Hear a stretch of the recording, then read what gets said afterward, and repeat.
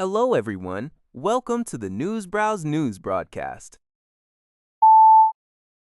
이들의 News, NNN, reports that the United States military initiated blockade measures in the Strait of Hormuz on April 13. President Trump confirmed the action, warning that any Iranian warships approaching the blockade zone would be immediately removed. Trump also asserted that Iran would not possess nuclear weapons and indicated that Tehran was eager to reach an agreement. According to Reuters, the blockade covers the Gulf of Oman and the Arabian Sea, east of the Strait of Hormuz. Unauthorized vessels are subject to diversion or seizure, though access to non-Iranian ports is not obstructed. Iran's Central Military Command spokesman denounced the measures as illegal and piracy, while the safety of navigation remains uncertain.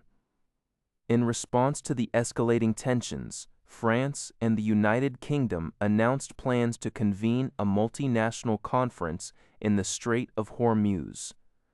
UK Prime Minister Starmer stated the meeting aims to coordinate naval vessels escorting tankers.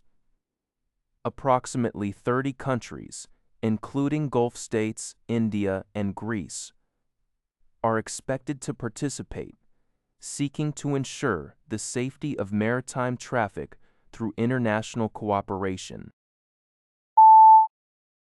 According to the Daily Express, China has issued a stern warning to the United States regarding its naval blockade of the Strait of Hormuz. Ordered by President Donald Trump, China emphasized that it maintains trade and energy agreements with Iran and expects its ships to navigate the strait without interference.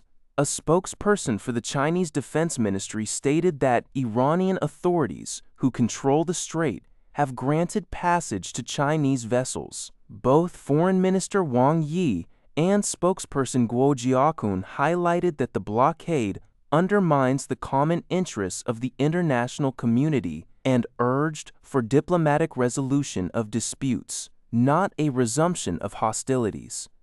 The U.S. blockade, which began after peace talks in Pakistan failed, saw Trump threaten to immediately eliminate any attack ships entering the area, with 16 American warships currently stationed in Middle East waters. Iran's parliament speaker declared the country would not surrender under threats.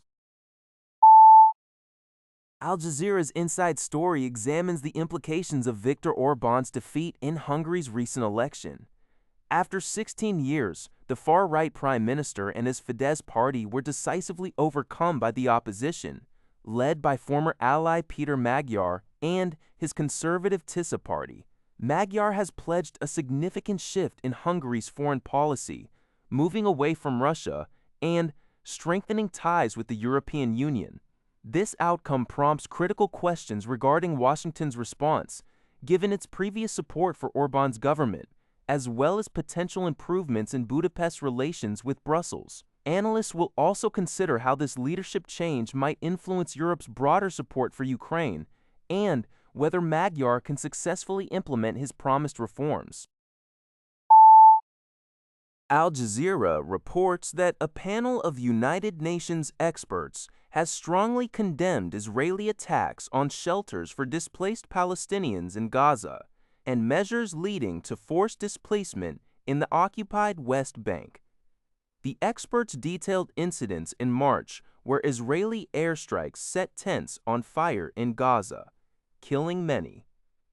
They stated that the cycle of displacement, terror, and targeted attacks aims to make life unbearable for Palestinians, forcibly removing them from their land, and constitutes a grave breach of international humanitarian law.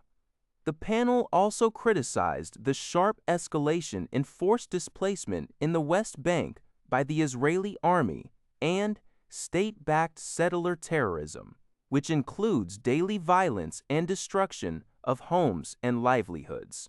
Over 36,000 Palestinians were forcibly displaced in 2025 due to illegal settlement activity, according to a UN report.